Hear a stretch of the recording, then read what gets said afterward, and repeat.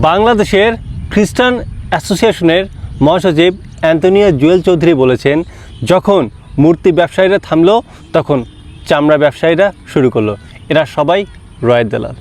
এই তো বেশ কিছুদিন আগে রাম মন্দির ইস্যুটাকে দাঁড় করিয়ে সারা বাংলাদেশ উত্তাল। একদিকে হিন্দু, একদিকে মুসলমান, তারা মুখোমুখি অবস্থা।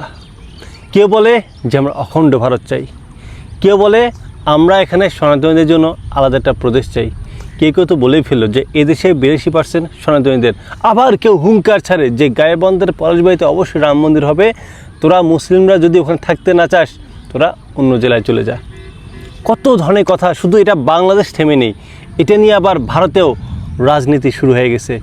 এই ঘটনাগুলো কখন হলো? যখন তারেক রহমান চীন সফরে যাওয়ার প্রস্তুতি গ্রহণ করছিলেন। আমি কি বলেছিলাম যে এই তারেক রহমান, এই বিএনপি সরকার যাতে চীনের সাথে একটা ভালো সম্পর্ক তৈরি হতে না পারে। আর যখনই তারেক রহমান চীন সফরে যাচ্ছিলেন তার কয়েকদিন আগে থেকে এই ইস্যুগুলো দাঁড় করানো হলো। এবং আমি এটাও বলেছিলাম যে তারা সর্বোচ্চ চেষ্টা করবে যেভাবেই হোক তারেক রহমানকে আটকাতে হবে এবং তারেক রহমানের এই চীন সফরটা বাতিল করতে হবে। যেমন 2005 সালে খালেদা জিয়া যখন চীন সফর করেছিলেন 5 দিনের, সেখানে এই বাংলাদেশে যখন 64টি জেলায় একসাথে সিরিজ বোমা হামলার মাধ্যমে তার ওই 5 দিনের সফরটা কমিয়ে 2 দিনে তিনি বাংলাদেশে এসেছেন এবং তিনি চীনের সাথে যে চুক্তিগুলো করতে গিয়েছিলেন তার কোনোটাই তিনি ঠিকভাবে করতে পারেননি। ফলে খালি হাতে তাকে বাংলাদেশে ফিরে আসতে হয়েছিল এবং এটা পুরোপুরি ভারত এবং আওয়ামী লীগের ষড়যন্ত্রে করা হয়েছিল।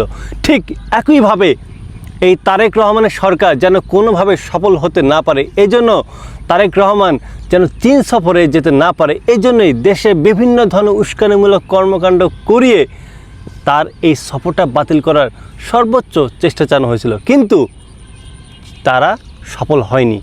কেন? কারণ এদেশের সাধারণ মানুষ তাদের এই চেতনা ব্যবসা বুঝে গিয়েছিল। এদেশের সাধারণ মানুষ এবং বিরোধী দল তারা বুঝতে পেরেছিল যে এখানে এটা রাম মন্দির শুধু ইস্যু নয়, এখানে রাজনৈতিকভাবে একটা দেশের সরকারকে অপদস্থ করা হচ্ছে। এদেশের সরকারকে, এদেশের জনগণের ম্যান্ডেটকে দমন করার একটা প্রচেষ্টা চালানো হচ্ছে।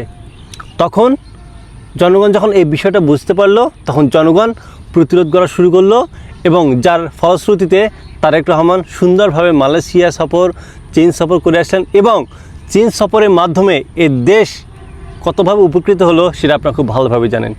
সংক্ষেপে বলি, প্রথমত চীন বাংলাদেশের তিস্তা পরিকল্পনায় সব ধরনের সহযোগিতা করতে রাজি। চীন সরকার বলেছে আমরা বাংলাদেশের পক্ষে আছি এবং এদেশের জনগণের পক্ষে আছি, সরকারকে সর্বাত্মকভাবে আমরা সহযোগিতা করতে রাজি। এছাড়াও বাংলাদেশ এবং মায়ানমার করিডোর করার মাধ্যমে বাংলাদেশ, মায়ানমার এবং চীনের মধ্যে যেটা বাণিজ্যিক সুসম্পর্ক তৈরি করা যায় সে ব্যবস্থাও চীন সরকার এই বর্তমান সরকারকে প্রস্তাব দিয়েছেন। বুঝতে পারছেন যে কত কি অর্জিত হয়েছে। কিন্তু আজকে যদি তারেক রহমান যদি এই চীন সফরে যেতে না পারতেন তাহলে কি এই চুক্তিগুলো হতো? কখনোই সম্ভব হতো না। যখন তাদের এই মূর্তি ব্যবসায়ীরা যখন দেখলো যে এদেশের সাধারণ জনগণকে তো আর এগুলো খাওয়ানো যাচ্ছে না, জনগণ তো আর এই উস্কানিতে পা দিচ্ছে না, আমরা যে পরিকল্পনা নিয়ে আগাচ্ছিলাম যে এদেশে হিন্দু এবং মুসলমানদের দাঙ্গা লাগাবো এবং দেশে ভারতীয় প্রভাব খাটিয়ে এই দেশের মধ্যে বিশৃঙ্খলা ঘটিয়ে আওয়ামী লীগকে আবার পুনর্বাসন করব, এটা যখন কোনোভাবে হচ্ছিল না, তখন আবার এই যে চামড়া ব্যবসায়ীরা শাওনের মতো, সোমার মতো, তারপর এই যে বিএনপির মধ্যে ঘাপটি মেরে থাকা নীলুফার মনি, এসব চামড়া ব্যবসায়ীরা এখন জুলাইকে নিয়ে শুরু করলো। এরা তো মনে করছে যে আমরা নারী, আমাদের বিরুদ্ধে তো আইন এত কঠোর হবে না, বা আমরা যদি বিভিন্নভাবে কটাক্ষ করি জনগণ হয়তো ওইভাবে আমাদেরকে ধরবে না, ওইভাবে পানিশমেন্ট দেবে না, সরকারও এই বিষয়ে যথাযথ পদক্ষেপ গ্রহণ করবে না। কিন্তু যখন যেমন গতকালকেই এই মেয়র আফসোস শাওনের নামে একটা থানায় ডায়েরি করা হয়েছে, যার ফলে তার স্ট্যাটাস সে তুলে নিয়েছে। এই যে চামড়া ব্যবসায়ীরা এই ধরনের কাজগুলো যে করছে, এই কাজগুলোর পেছনে কিন্তু গভীর একটা ষড়যন্ত্র আছে। এরা কতটা নিকৃষ্ট দেখেন যে চোখের সামনে জুলাই আন্দোলনের মাধ্যমে 17 বছরের ফ্যাসিবাদকে দমন করা হলো, হাজার হাজার মানুষ চোখের সামনে তাদেরকে হত্যা করা হলো, 30,000-এর মতো মানুষ আহত হলো, কতজন হাত পা হারিয়েছে, কতজন অন্ধত্ব বরণ করেছে। অন্তত এদের প্রতি তো একটা মায়া থাকা উচিত কোনো অনুশোচনা নেই, তাদেরকে না কটাক্ষ করে। হাসিনা এত মানুষকে গুম খুন হত্যা করেছে, সেটা কোনো বিষয় নয়, কিন্তু হাসিনার অন্তর্বাস নিয়ে মানুষ উল্লাস করেছে, গণভবন দখল করেছে, সেটাতে খুব কষ্ট পেয়েছে তারা। এরা মানুষের বাচ্চা, এদেরকে দৌলতদিয়ার পতিতাদের থেকে কোনো অংশে কম বলা যাবে না। আপনি পতিতাদের কাছে যান, টাকা দেন, আপনি যেমনই হোক না কেন তারা আপনার সাথে করতে রাজি। ঠিক তেমনই এই যে নিকৃষ্ট, এই যে শাওনের মতো, এরপর মাহিয়া মাহি, এরপর পিয়া জান্নাতুল, এই রাম ছাগলদের আপনি ঠিক টাকা দেন, যেটা বলবেন এরা সেটাই করতে রাজি। এরা তো আওয়ামী লীগের যে দালালগুলো যে ছিল, ব্যারিস্টার সুমন, ব্যারিস্টার সুমনের মতো, তারপর বিভিন্ন, এদের তো খাট কাঁপানো নেত্রী এরা, এদেরকে নিয়ে কথা বলতেও রুচিতে বাজে। তো এদের কাজ হচ্ছে মূলত কিভাবে নেগেটিভ ন্যারেটিভ তৈরি করা যায়, যেগুলো জনগণের মধ্যে একটা ব্যাড ইমপ্রেশন তৈরি করবে এবং জনগণকে এবং সরকারকে মুখোমুখি দাঁড় করানো যাবে। চামড়া ব্যবসায়ীদের না থাকে কোনো ধর্ম, না থাকে মনুষ্যত্ব, সেটা আপনাদের এদের কাছ থেকেই শেখেন। এসব চামড়া ব্যবসায়ীরা আর যাই হোক কখনো দেশপ্রেমিক হতে পারে না, এবং এই চামড়া ব্যবসায়ীদের কাছ থেকে আপনি ভালো কিছু আশা করতে পারেন না। এদের এই চামড়া ব্যবসায়ীদের নারী মনে করে যদি আপনারা ছেড়ে দেন, তাহলে ভবিষ্যতে এরা দেশের সব থেকে বড় অভিশাপে পরিণত হবে এবং এরা দেশের বিরুদ্ধে ষড়যন্ত্র করবে। তাই এসব চামড়া ব্যবসায়ীদের, দেশদ্রোহীদের, দেশের বিরুদ্ধে, দেশের সরকারের বিরুদ্ধে যারা ষড়যন্ত্র করতেছে, যেখানেই পাবেন সেখানে জুতার বাড়ি। যখনই চীন এবং বাংলাদেশ কাছাকাছি অনেক ভ্রাতৃত্বের একটা বন্ধনে চলে আসতে শুরু করছে, ঠিক তেমনি বাংলাদেশের মিডিয়াগুলোর মধ্যে এখন কামড়াকামড়ি শুরু হয়ে গেছে। কালেমার পতাকা লাগাচ্ছে, সমস্যা কি?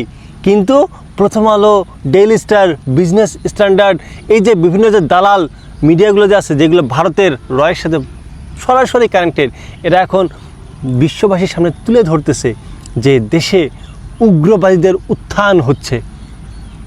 এরপর গতকালকে দেখলাম যে ৭১ টিভি, এই যে ৭১, সময়, ইন্ডিপেন্ডেন্ট, যেগুলো আওয়ামী লীগের দালালদের যে মিডিয়া, তারা আবার চীনের যে নেগেটিভিটি তারা এখন সংবাদপত্রের মাধ্যমে প্রচার করা শুরু করছে। যেমন গতকালকে উইঘুর মুসলিমদের সাথে চীন সরকার কি কি অমানবিক আচরণ করতেছে সেসব তুলে ধরছে। ঠিক আছে, যদি অমানবিক আচরণ তৈরি করে তাহলে সেগুলো আগে কেন তুলে ধরেনি?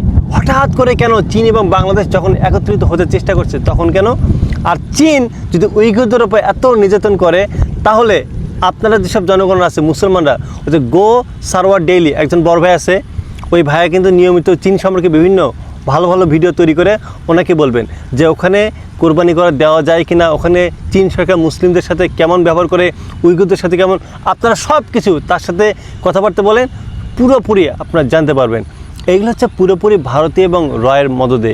এরা মূলত চাচ্ছে যে বাংলাদেশ এবং চীনের মধ্যে একটা ফাটল ধরাতে, যেন চীনের সাথে যেন বাংলাদেশের সম্পর্ক খারাপ হয়, এদেশের জনগণ যাতে করে চীনে না যায়, চিকিৎসা সেবা, শিক্ষা সহ বিভিন্ন যেন চীন সম্পর্কে একটা নেগেটিভিটি তৈরি করে এদেশের জনগণের সাথে চীন বিমুখী আচরণ, এমন একটা পদক্ষেপ তারা গ্রহণ করেছে। কিন্তু এদেশের জনগণ এখন অনেক সচেতন, তারা আর এসব খাবে না এবং তারা এসব পোল্টিবাজির রাজনীতিতে আর কখনো যাবে না।